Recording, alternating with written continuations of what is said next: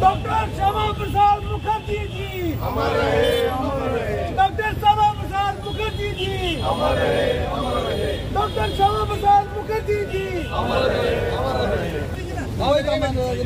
Photo जाने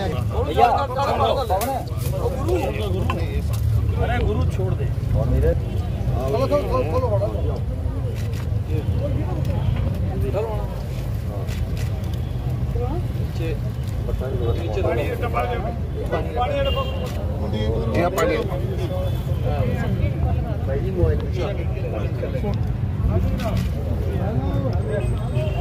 भारत माता की जय, भारतीय जनता पार्टी। नरेंद्र मोदी जी के सार्वजनिक जीवन में 7 अक्टूबर को 20 साल पूरे होंगे।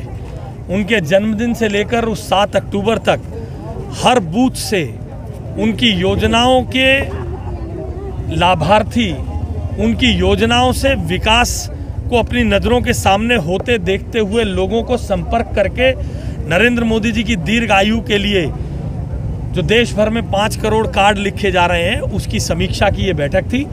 भारतीय जनता पार्टी कठुआ जिले ने बहुत व्यापक तैयारियां की हैं। 40,000 से ज़्यादा कार्ड विभिन्न बूथों से लिखवाए जाएंगे और वहाँ पर अलग अलग प्रकार के लाभार्थी, जिन किसानों को लाभ मिला है, जिन लोगों को आयुष्मान कार्ड के माध्यम से लाभ मिला है, जिनको आवास योजना से लाभ मिला है, वे सब प्रधानमंत्री की इन योजनाओं से लाभान्वित होने के साथ साथ अपनी नज़रों के सामने अपने जीवन में आए परिवर्तन को देख रहे हैं।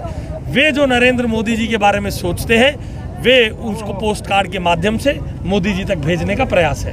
देखिए, नरेंद्र मोदी जी ने लाल किले की प्राचीर से जम्मू कश्मीर में चुनाव शीघ्र होंगे ऐसा कहा है और 5 अगस्त 2019 के बाद जम्मू कश्मीर में व्यापक बदलाव भी आए हैं।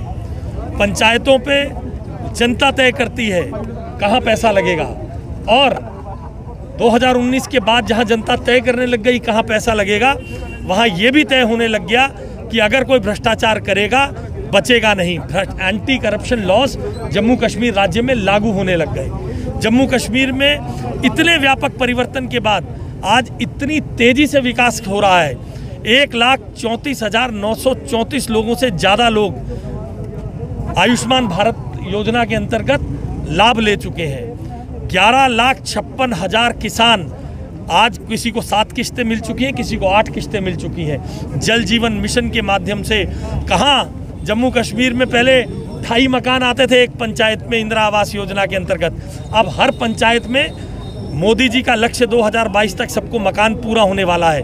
तो जम्मू कश्मीर ने इस दौर में विकास देखा है। इस विकास को जनता लोकतांत्रिक मूल्यों के साथ आगे जाता हुआ देखेगी और भारतीय जनता पार्टी की प्रतिबद्धता जो लोकतांत्रिक मूल्यों के प्रति है वो इस चुनाव से और स्थापित हो जाएगी। पूर्व मुख्यमंत्री महबूबा मुफ्ती, जिसने भाजपा के साथ गठबंधन में सरकार बनाई थी जम्मू कश्मीर में, अब उन्होंने ऐलान कर दिया कि वो चुनाव नहीं लड़ेंगे, क्या कहेंगे? देखिए, जिनको लोग पूछना छोड़ देते हैं अब वो अपना कहीं ना कहीं तो करेंगे। ये तो अपने आप को मेन स्ट्रीम पार्टी कहती थी। डीडीसी चुनाव में 280 सीटों में से कितनी सीटों पर महबूबा मुफ्ती की पार्टी ने चुनाव लड़ा?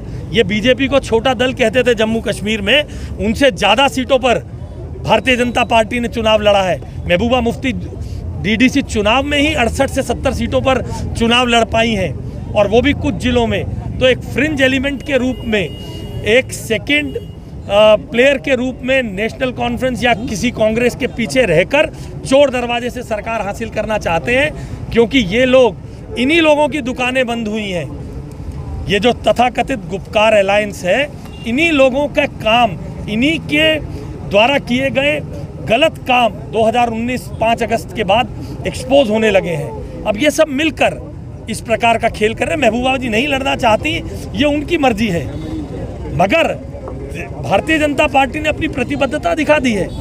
हम लोकतांत्रिक मूल्यों के प्रति प्रतिबद्ध हैं। प्रधानमंत्री ने सबको बुला के डिलिमिटेशन प्रोसेस में हिस्सा लेने की बात कही है। अब महबूबा जी को लोगों ने पूछना छोड़ दिया, तो चुनाव लड़े ना लड़े उसका क्या फर्क पड़ता है। 50+ का नारा है भाजपा का जम्मू कश्मीर में, तो क्या देखते हैं कितना आसान रहेगा जम्मू कश्मीर में भाजपा का सरकार? देखिए, भारतीय जनता पार्टी किसी चुनाव को कठिन या मुश्किल मानकर नहीं लड़ती है। भारतीय जनता पार्टी चुनाव को चुनाव की तरह लड़ती है, स्थानीय मुद्दों पर लड़ती है, अपने विकास कार्य के आधार पर लड़ती है, और प्रसाद देना तो जनता का काम है। जनता हमें प्रसाद देगी, इसका हमें पूरा विश्वास है। मैंने आपको आंकड़ा दिया किस प्रकार 1,36,000 से ज़्यादा लोगों के जीवन में परिवर्तन आया है। आप और मैं भी अगर अपने मरीज़ को अस्पताल ले जाने लगे तो मरीज से ज़्यादा तकलीफ खुद को होने लग जाती है। पता नहीं कितने पैसे मांग ले। आज हर व्यक्ति 5 लाख रुपए का बीमा ले रहा। आप पता करिए, इसी चौक पर पता करेंगे, 5 लोग ऐसे मिल जाएंगे जिन्होंने उस बीमे से लाभ उठाया है। हम अपने विकास कार्यों के दम पर चुनाव लड़ रहे हैं और हमारे लिए कोई चुनाव मुश्किल या कठिन नहीं है। हम हर चुनाव को देश की जनता के और विकास के प्रति प्रतिबद्धता के नाते लड़ते हैं।